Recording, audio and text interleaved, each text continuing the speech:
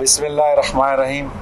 मुअज़्ज़िज़ साफ़ियों, जिस तरह आपको पता है कि बलूचिस्तान में हालिया दहशतगर्दी के वाक़यात होते रहे हैं, जिसमें मासूम मुसाफिरों को, मज़दूरों को और बलूचिस्तान के मुख्तलिफ़ बेगुनाह लोगों को निशाना बनाया गया है, वो इंतहाई काबिल मज़म्मत है। ये वाक़यात कोई मामूली और सादा से वाक़यात नहीं हैं।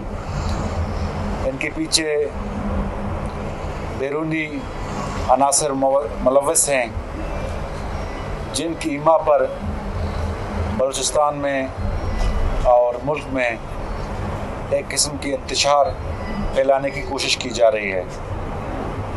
हुकूमत बलूचिस्तान इन तमाम वाक़यात की मज़म्मत करती है और जो लोग इन वाक़यात में मुलव्वस हैं, उनके ख़िलाफ़ भरपूर कार्रवाई करेगी। ये वाक़यात जिस अंदाज से और जिस सफ़ाकाना सोच के तहत किए गए, उसकी मिसाल पूरी दुनिया में नहीं मिलती। जिस तरह जाफ़र एक्सप्रेस का वाक़या हुआ और मासूम मुसाफिरों को यरगमाल बनाकर उनका कत्लेआम किया गया, जो हर ज़ी शऊर इंसान के लिए काबिल मज़म्मत है और पूरी दुनिया में इसकी मज़म्मत की गई। और परसों गवादर में बस रोककर 5 मुसाफिरों को कत्ल किया गया। तो ये इंतहाई घिनौना अमल है और जो लोग इसमें मुलव्वस हैं, हुकूमत बलूचिस्तान उनकी सरकूबी करेगी। लॉ एनफोर्समेंट एजेंसीज उनके पीछे जाएंगे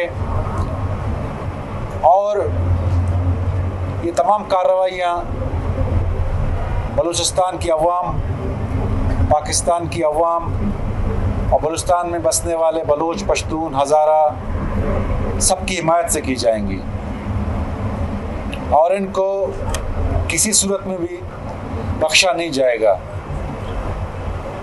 तो हुकूमत बलूचिस्तान अपनी भरपूर सलाहियतों को बरवरकार लाते हुए इस सूबे को दोबारा अमन का गहवारा बनाएगी। आपको याद है कि कल जो वाक़या हुआ, उसमें डॉक्टर मेहरुल्लाह तरीन, जो बलूचिस्तान का वाहिद प्रोफेशनल ऑन्कोलॉजिस्ट था, उनको शहीद किया गया। तो ये दहशतगर्दी का ना कोई कौम है, ना इसका कोई मज़हब है। ये सिर्फ़ और सिर्फ पाकिस्तान में इंतशार फैलाने, बलूचिस्तान की तरक्की को रोकने, सीपेक को नाकाम बनाने के लिए हॉस्टाइल एजेंसीज करवा रही हैं और इंशाअल्लाह ताला इनका भरपूर मुकाबला किया जाएगा। बिस्मिल्लाहिर्रहमानिर्रहीम।